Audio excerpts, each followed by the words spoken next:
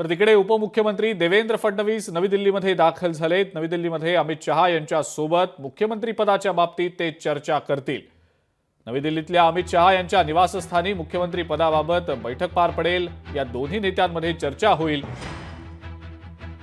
महायुतीचा मुख्यमंत्री नेमका कोण असणार याची उत्सुकता आता ताणली गेलेली आहे। देवेंद्र फडणवीस भाजपचा मुख्यमंत्री पदाचा चेहरा असणार का पुन्हा एकदा एकनाथ शिंदे यांच्याच नेतृत्वात महायुतीचं सरकार स्थापन होणार की आणखी काही वेगळा पर्याय मुख्यमंत्री पदासाठी शोधला जाणार याबद्दलचा निर्णय नवी दिल्लीमध्ये होणार असल्याचंच दिसतंय।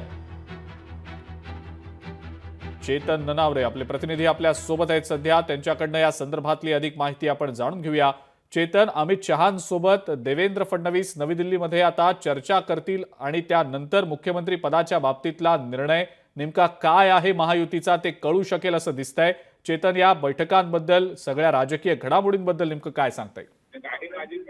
निश्चितच अजिंक्य, एकंदरीत संपूर्ण महाराष्ट्रासमोर हा प्रश्न पडलेला आहे की आता राज्याचा नवा मुख्यमंत्री कोण असेल आणि या संदर्भात एकंदरीत भाजपला मिळालेलं बहुमत पाहता सध्या देवेंद्र फडणवीस यांचं नाव आघाडीवर आहे आणि या संदर्भात एका खासगी कार्यक्रमासाठी आता देवेंद्र फडणवीस दिल्लीला पोहोचलेले आहेत। या कार्यक्रमानंतर रात्री उशिरा केंद्रीय गृहमंत्री अमित शहा यांच्यासोबत देवेंद्र फडणवीस यांची बैठक होणार आहे आणि या बैठकीमध्ये मुख्यमंत्री पदावरच्या नावावरती शिक्कामोर्तब होण्याची दाट शक्यता आहे आणि त्यामुळे देवेंद्र फडणवीस यांचं नाव आघाडीवर असल्यामुळे त्यांच्या नावावर अखेर केंद्रीय गृहमंत्री अमित शहा शिक्कामोर्तब करणार का याकडे संपूर्ण राज्याचे लक्ष असेल, कारण येत्या 2 ते 3 दिवसांमध्ये राज्यातील मुख्यमंत्री पदाची शपथविधी कार्यक्रम पार पडू शकतो आणि त्या दृष्टीने विधिमंडळामध्ये सुद्धा आता जोरदार तयारी सुरू झालेली आहे।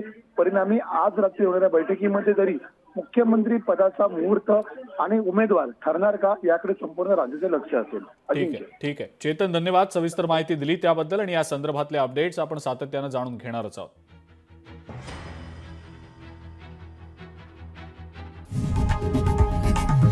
लोकशाही मराठी ऐका, पहा, जागरूक रहा।